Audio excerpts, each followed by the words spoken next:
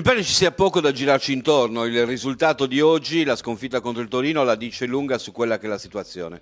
5 punti di ritardo dalla zona salvezza, dal Torino appunto, 9 punti di ritardo dalla squadra che precede il Torino stesso. Insomma, dobbiamo dire che se consideri che tu hai 15 punti, 9 punti rappresentano più della metà di quello che hai collezionato nelle partite finora disputate, che non sono affatto poche. Ne mancano 15 alla fine, quindi significa che ne hai giocato 23 partite con soli 15 punti, ti mettono in una condizione di assoluto svantaggio. Cosa è successo? Che per l'ennesima volta il Cagliari ha fatto per 60 minuti la squadra che è compatta, ha tentato di giocare, ha tenuto il campo, ha fatto con ordine quello che tatticamente ha preparato, ma ha continuato a manifestare ad esempio il difetto del gol, il gol che non arriva più, il gol che non si trova, anche perché le manovre non sono le manovre lucide che potevano portare i giocatori a poter concludere. Le occasioni si sono avute 2-3 volte con attaccanti che in questo momento sono del tutto sbiaditi,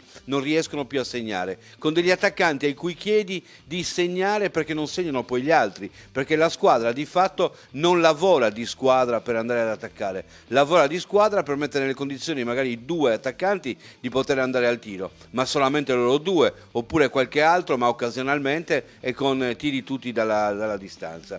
E poi cosa succede dopo il 60°? È ancora più grave, perché qui c'è una risposta e c'è un'indicazione che ci deve far riflettere. Dopo il 60° succede che la squadra, o per stanchezza o per caratteristiche tattiche e tecniche, non riesce a tenere il gioco che ha manifestato per 60 minuti. In quel momento dovrebbero entrare in gioco i cambi e quindi dovrebbe entrare in gioco il protagonismo, la capacità di lettura dell'allenatore. Bene, anche oggi questa lettura non c'è stata, è stata fatta male. Si è visto a un certo punto che il Cagliari non teneva più il campo, che il Torino stava prendendo metri, che il Torino stava diventando pericoloso. Bene, nei cambi non ci sono le risorse per poter sostituire quei calciatori, o non c'è la capacità di leggere il fatto che, non avendo probabilmente giocatori simili, non si possono del tutto mutare le posizioni in campo creando ulteriore confusione. Dopo il gol del Torino la confusione è stata assolutamente totale. Abbiamo buttato dentro alla rinfusa giocatori che erano un mucchio di giocatori che non avevano una logica, che non avevano un nesso, che non sapevano relazionarsi tra di loro,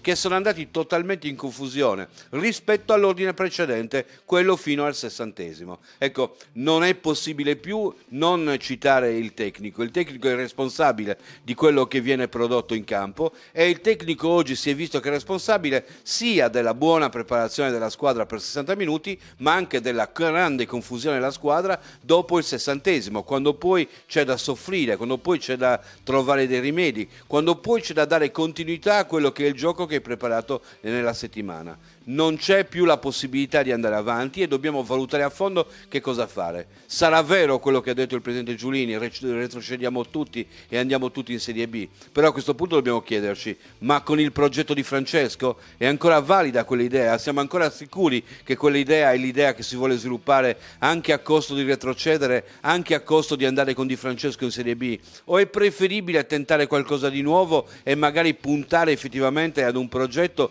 che possa mettere ciascuno al proprio posto? Perché in quello che sta succedendo ci sono tanti peccati di presunzione. Uno dei peccati di presunzione è anche nell'ambito della società, quello di non avere le figure giuste al posto giusto, figure di esperienza che sappiano scegliere con cura i calciatori, che sappiano portare i calciatori giusti per alimentare la squadra, che sappiano operare nel mercato.